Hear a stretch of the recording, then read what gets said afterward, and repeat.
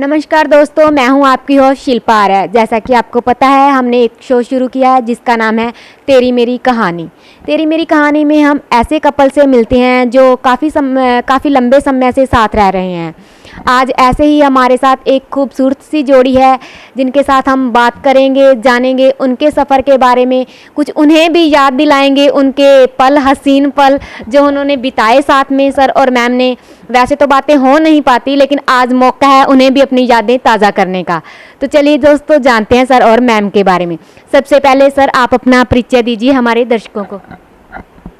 मेरा नाम एल.आर. बयाना। मेरा जन्म फतेहाबाद में, मैट्रिक मेरी गांव में हुई है, बीए मेरी गवर्नमेंट कॉलेज हिसार से, एमए चंडीगढ़ से। और यहाँ इस कॉलेज में मैंने 39 इयर्स जो है बच्चों को पढ़ाया। हाँ, कॉलेज का नाम मनोहर मेमोरियल कॉलेज फतेहाबाद। बहुत बढ़िया जीवन बीता बेटा, बहुत बहुत नाम कमाया है और वो नाम बच्चों की बदौलत ही हमें मिला है। बाकी ये है कि अब माहौल और पहले के माहौल में बड़ा फ़र्क है।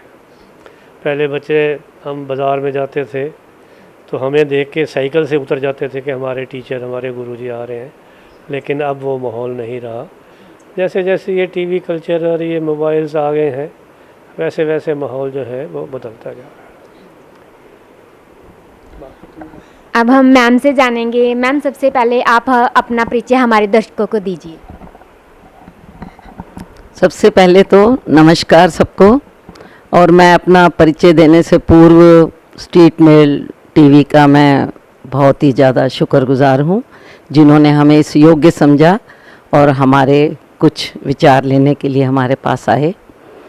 मेरा नाम वीना भयाना है और मैं यहाँ government senior secondary school girls school में मैंने 20 साल सर्विस करी है। मैं MA B.Ed हूँ और यूपी से बिलोंग करती हूँ। मैं झांसी की रहने वाली थी। मेरी सारी एजुकेशन जो है वो यूपी की है।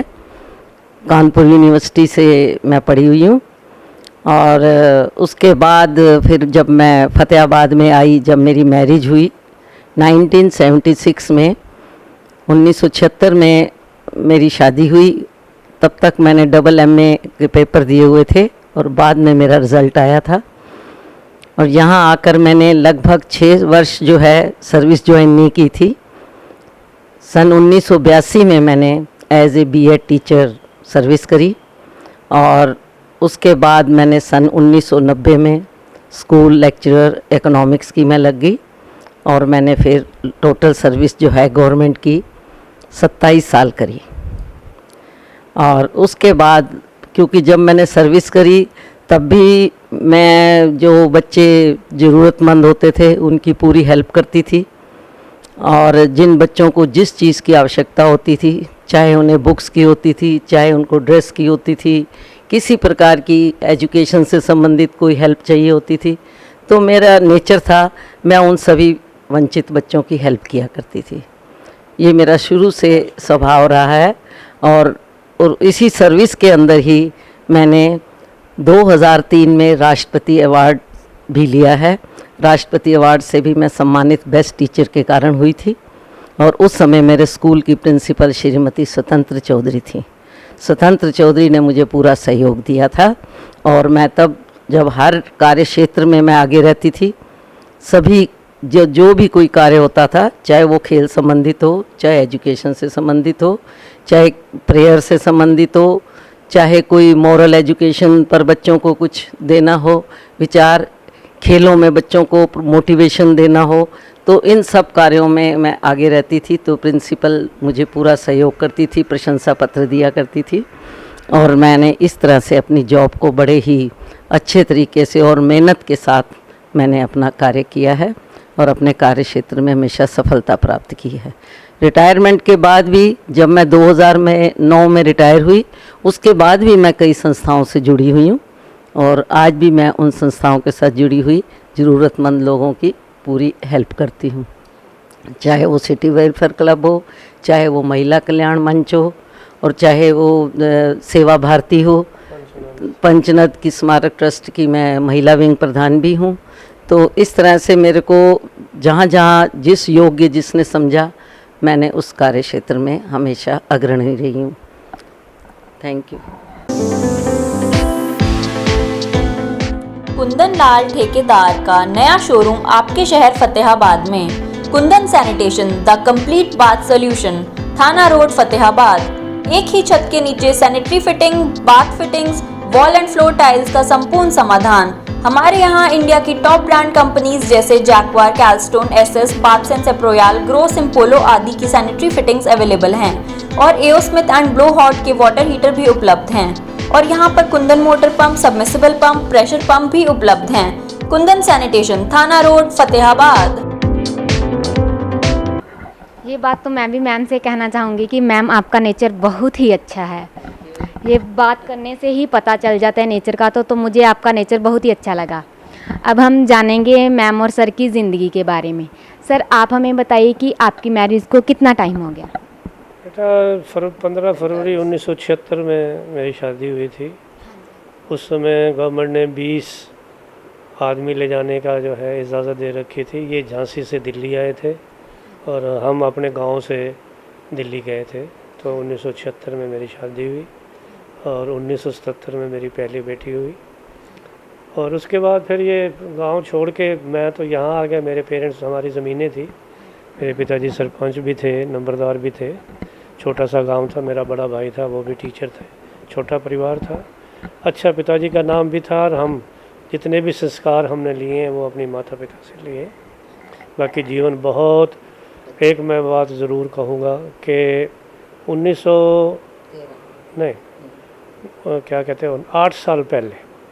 8 साल पहले मेरी किडनी ख़त्म हो गई थी दोनों। और उस किडनी में मेरी मैडम ने अपनी किडनी दे के मेरी जान बचाई। और आज जो ज़िंदगी मैं जी रहा हूँ वो मेरी मैम की वजह से है। 8 साल हो गए किडनी को ट्रांसप्लांट किए हुए और अब तक मैं भगवान की दया से मेरे को कोई प्रॉब्लम नहीं हुई। और मैं अपनी वाइफ का जो है शुक्रगुजार हूँ, क्योंकि नेचुरली देखो, जब डॉक्टर ने ये कहा कि जी आपको ऑपरेशन ही करवाना पड़ेगा तो किडनी लेना बहुत मुश्किल है। और इसने बिना किसी से पूछे, अपने घर वालों से या किसी और से, इसने कहा जी किडनी मैं दे दूँगी। बड़ी हैरानी हुई कि भाई देखो, नहीं तो आदमी देखो देते हुए अपना शरीर का अंग दूसरे को देना बड़ा मुश्किल हो जाता है, लेकिन इसने 1 मिनट भी नहीं लगाया और अपना अंग जो है वो मुझे दिया, जिससे मेरी ज़िंदगी बच गई। थैंक्स टू हर कि इसने। आज ये बात सुन के सर मुझे भी बहुत अच्छा लगा कि मैम ने आपके लिए ये किया। आजकल कोई भी ऐसा नहीं करता, अपने शरीर का पार्ट देना सबके लिए बहुत मुश्किल होता है। तो मैम ने बहुत अच्छा काम किया।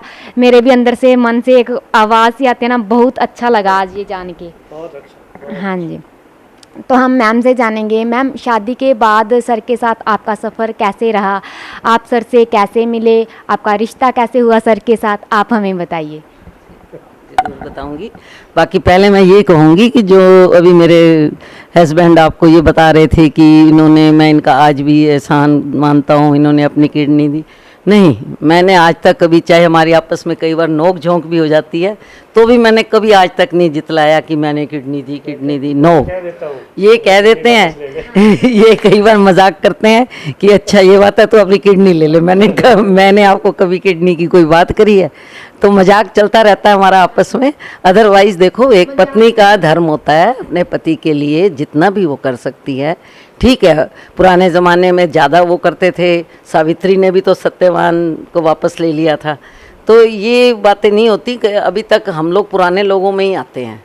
आजकल की जो जनरेशन है उसमें तो विचारों में फ़र्क हो गया है, लेकिन हम, हर पत्नी का ये फ़र्ज़ होता है अपने पति के लिए हमेशा, कोई भी इस प्रकार की तकलीफ़ हो तो वो साथ देती है। और हमने अपना, दोनों ने जीवन बड़ा अच्छा व्यतीत किया है। आज हमारे 45 वर्ष हो गए हैं हमारे विवाह को, लेकिन जैसे पति पत्नी की छुटपुट नोक झोंक तो होती रहती है, तो किस घर में नहीं होती है? वो हमें वो भी होनी बहुत ज़रूरी है। अगर वो ना हो तो जीवन नीरस है। तो ये बात नहीं है। मुझे तो ये अच्छा लगा कि बहुत भी इनका नेचर ऐसा ज़रूर था कि ये सारा फतेहाबाद जानता है कि भयाना साहब की थोड़ी सी गाली देने की आदत है।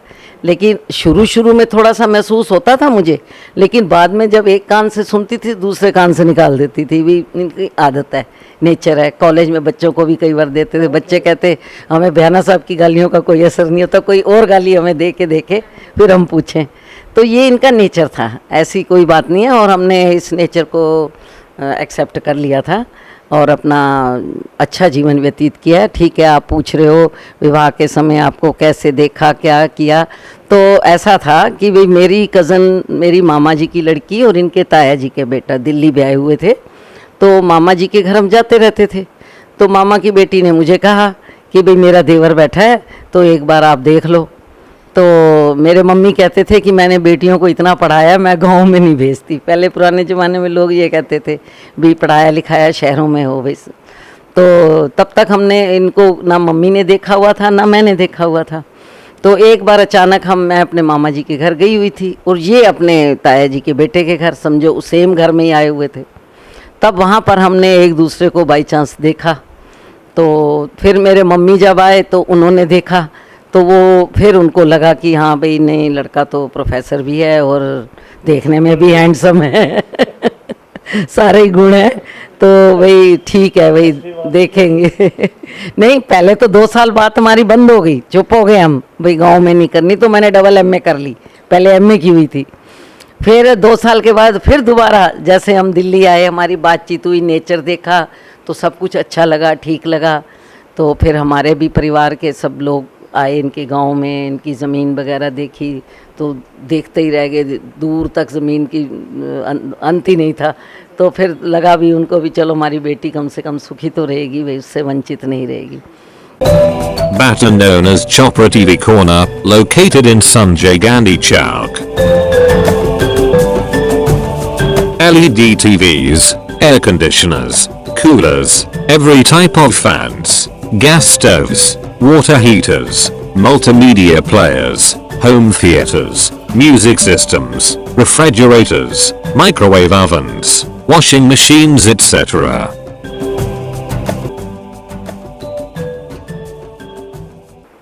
किसी चीज़ से भी। तो इस तरह से फिर जब हम लोग की इंगेजमेंट में, वहाँ उस समय तो ऐसी इंगेजमेंट नहीं होती थी जैसे होटलों में आजकल या पैलेस में जाकर होती है। उस समय तो इनके जिया जी आए थे और रिंग दे गए थे मेरे को और कह गए थे कि ये आपकी इंगेजमेंट रिंग है। तो हमने उस बात को एक्सेप्ट कर लिया। लेकिन फिर जब इन लोगों ने हमें दिल्ली बुलाया, भी आपकी शॉपिंग करनी है, वरी बनानी है, कपड़े बनाने हैं, तो मेरी भाभी और मैं आ गए और हम लोग 3 दिन मार्केट में शॉपिंग करी। लेकिन हमने एक दूसरे से बातचीत नहीं करी। उस समय इतना थोड़ा सा शर्म होती थी, भी जैसे ही हम मिलते थे नमस्ते होती थी बस। और मेरे कान लाल हो जाया करते थे जब मैं इनसे नमस्ते करती थी, मतलब थोड़ी शर्म हुआ करती थी उस समय। तो हमने आपस में मतलब बिल्कुल बात नहीं करी। एक घर में हम लोग सब लोग सोए भी, लेकिन आपस में हमारी बातचीत नहीं हुई। ये कहते रहे, मैं सुनती रही, मैं कोई बात कहती रही तो ये सुनते रहे। एक बात मैं टोकना चाहता हूँ, जब हम एक ही घर में सोए हुए थे तो मैंने इनको मजाक में ये कहा, भाई मुझे ना रात को नींद में चलने की आदत है तो ये सारे परेशान हो गए, भाई नींद में चलेगा साला, कहाँ कहीं और ना चला जाए तो इसकी भाभी मेरे को मजाक करने लगी कि जहाँ जाना है वहीं जाना, कहीं और ना चले जाए मतलब ये छोटी मोटी यादें हैं, छोटी मोटी यादें हैं जो जुड़ी हुई हैं ज़िंदगी के साथ। और बाकी ये कहते, मैंने ना घर जाके अपने पिताजी को कहा भी मेरे को चलो लड़की तो पसंद है, अभी देखने में भी ठीक है, पढ़ी लिखी भी है, लेकिन एक चीज़ है उसकी आवाज़ थोड़ी भारी है। इनके पिताजी कहते आवाज़ भारी है, तूने कोई गाने गवाने हैं उससे? जो कह रहा आवाज़ भारी, बाकी सब है ना, ठीक है ना सब? तो ये कहने लगे हाँ बाकी तो सब ठीक है। तो इस तरह का मतलब कई बातें छोटी छोटी जुड़ी हुई थी। तो उसके बाद बस फिर पहले गांव में शादी होके डोली आई थी, उसके बाद फिर मैं फतेहाबाद इनके साथ, क्योंकि इनकी एमएम कॉलेज में सर्विस थी, फिर हम यहाँ आकर रहे और बड़ा अच्छा जीवन व्यतीत किया। अच्छा इनका कॉलेज का स्टाफ था, बड़े अच्छे लोग थे। तो इस तरह से मिलते जुलते एक दूसरे के घर जाते, गेट टुगेदर होती, तो ऐसे जीवन बीतता गया। और ऐसे ही मैंने सर्विस, गवर्नमेंट सर्विस करी, कई बार ट्रांसफ़र्स हो जाती थी, गाँवों में भी मुझे जाना पड़ता था, तो मैं कभी घबराई नहीं, जाती रही, 2-2 बसें बदल कर भी जाती रही। मेरी एक बार नैला भी ट्रांसफ़र हो गई थी, तो मैं पहले भूना जाती, फिर भूना से नैला जाती। तो इस तरह से अपनी जॉब को भी मैंने अच्छे तरीके से वो करा, कोई ज़्यादा टेंशन नहीं ली। बच्चे मेरे थे तीनों, 3 बेटियां हैं, मेरा बेटा कोई भी नहीं है, लेकिन मेरी बेटियां बेटों की तरह हमने पाली हैं। एक बेटी मेरी यूएसए में है, सबसे छोटी, सबसे बड़ी जो है वो है गुड़गांव में, और बीच वाली जो है वो लोकल है। तीनों पढ़ी हैं, कोई मेरे को वो नहीं है इनकी एजुकेशन से भी, लेकिन ये अभी जॉब एक बेटी छोटी वाली यूएसए में एप्पल कंपनी में कर रही है, और ये दोनों हाउसवाइफ हैं लेकिन वेल एजुकेटेड हैं। तो बेटों की तरह मैंने इन तीनों को पाला है, तो मुझे कभी ऐसा नहीं महसूस हुआ कि मेरा बेटा नहीं है। मेरी बेटियों ने, अभी जब हमारा ऑपरेशन हुआ तो मेरी बेटी ने ही वहाँ पर गुड़गांव में पूरी सेवा करी हमारी दोनों की। उनके मदर फादर ने भी, हाँ, हमारे समधी भी बहुत अच्छे थे, उन्होंने बहुत कोऑपरेट किया। तो जीवन में कई बार ऐसे उतार चढ़ाव आते हैं, दुख सुख आते हैं, लेकिन हमने उनको बड़े अच्छे से फेस किया है, और हम उसके बाद भी अब अपना जीवन व्यतीत बहुत अच्छे से कर रहे हैं। ठीक है, कभी दुख सुख साथ होता ही है, आपको पता ही है। तो आजकल थोड़ी सी तबीयत ढीली ज़रूर है इनकी, लेकिन फिर भी विल पावर इनकी ठीक है। तो ये प्रार्थना रहती है मेरी परमात्मा से हमेशा कि भाई मेरे पति को जो है वो ठीक रखे। हाँ।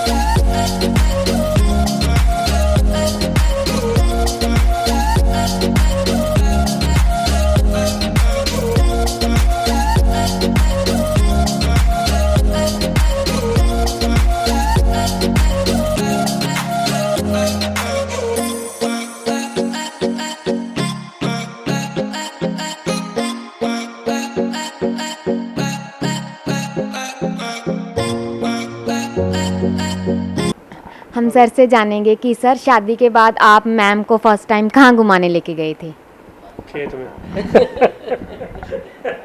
खेत भी बहुत अच्छी जगह है, सर ने जैसे बोला कि खेत में घुमाने, खेत के अलावा कहीं भी नहीं गए सर? ओके। बात सुनो, देखो ऐसा होता है, क्योंकि मैरिज के बाद जिस साल मेरी शादी हुई थी ना, 76 में, फरवरी में मैरिज हुई, दिसंबर में मेरी बेटी हो गई। तो उस समय ना, हम प्रेगनेंसी में मेरी तबीयत ठीक नहीं रहती थी, तो ज़्यादा घूमने फिरने का वो रहा नहीं। लेकिन जब पहली बच्ची हो गई उसके बाद हम लोग जो है टूरों के साथ, कॉलेज के टूर भी जाते रहे, नेपाल घूम के आए, बच्ची का बर्थडे वहीं, बॉम्बे घूमे, पूरा राजस्थान का टूर, गोवा देखा, मतलब ऐसे तो गए हैं खूब घूमने सारा। मेरे ख्याल लगभग इंडिया में कश्मीर नहीं देखा हुआ मैंने, वो मैं अब इनको कहती होती हूँ मेरे को कश्मीर और दिखा दो, तो मेरे को, हाँ, तब ये ठीक होगी तो जरूर ले जाएंगे। तो मैम शादी के बाद सर ने आपको कोई गिफ्ट नहीं दिया? गिफ्ट तो दिया ही होगा। सबसे पहले कौन सा गिफ्ट दिया? सबसे पहले गोल्ड की तो वो अपना रिंग दी। धीरे धीरे जब डायमंड का आ गया तो फिर डायमंड के सेट भी लेके दिया मेरे को, डायमंड की रिंग भी, डायमंड की चूड़ियाँ भी। तो ऐसे तो फिर जैसा जैसा रिवाज होता गया वो चीज़, मतलब मिली हमेशा गोल्ड की चीज़ है मुझे। मैम हम आपसे जानेंगे कि आपने सर को क्या गिफ्ट दिया? मैंने सर को डायमंड रिंग दी, ये, हाँ, ये मैंने इनको अच्छी रेट की दी है। ये क्या है, सॉलिटेयर है वो लेके दिया इनको। गले की चेन लेकर दी, जो चीज़ जब जब इनको वो लगता था तो ऐसे गले की चेन, गोल्ड के बीच में श्री कृष्ण भगवान जी का, घड़ी का गोल्ड का दिया कवर, ऐसे करते जो इनके मतलब की चीज़ें होती थी इनको ले। यही होता है प्यार में। बाकी तो देखो, कपड़े तो हर कोई पहनता है, हर कोई लेता है, तो जब बर्थडे वगैरह आता है तो चलो बंदा वैसे गिफ्ट दे देता है। तो सारी ज़िंदगी इन्होंने ही दिया है मेरे को, हम तो फिर भी कभी कभी देते हैं। और बेटा, हम सर से जानना चाहेंगे कि सर आज जैसे कि आप और मैम दोनों एक दूसरे को ज़िंदगी जी रहे हैं, नोकझोंक भी होती रहती है, झगड़े छोटे मोटे चलते रहते हैं, एक पत्नी और एक पति के बीच में तो झगड़े चलते ही रहते हैं। आप हमारे दर्शकों को, आजकल की जनरेशन को क्या समझाना चाहेंगे? क्या उनके लिए एक अच्छा मैसेज देना चाहेंगे उनको भी लड़ाई को किस तरह से झगड़े को मिटाना चाहिए। आजकल के बच्चे हैं जो झगड़े को ज़्यादा खींचते हैं। हम तो ये समझते हैं अगर एक बोलता है तो दूसरे को चुप रहना चाहिए, क्योंकि चुप रहने से ही लड़ाई ख़त्म हो सकती है। अगर एक बोलेगा दूसरा बोलेगा, झगड़ा कम होने की बजाय झगड़ा बढ़ जाएगा। और दूसरा, सहन शक्ति आजकल बच्चों में बहुत कम है। बच्चे को पानी पिला दो, कह के पापा अपने आप ले लो, वो सहन शक्ति भी नहीं है और वो संस्कार भी आजकल बच्चों में नहीं है। जबकि ये चीज़ें मॉरल एजुकेशन में बच्चों को दी जानी चाहिए, ताकि अपने माता पिता की भी, अपने गुरुओं की भी, बड़ों का आदर करें और अच्छे तरीके से अपना जीवन व्यतीत करें।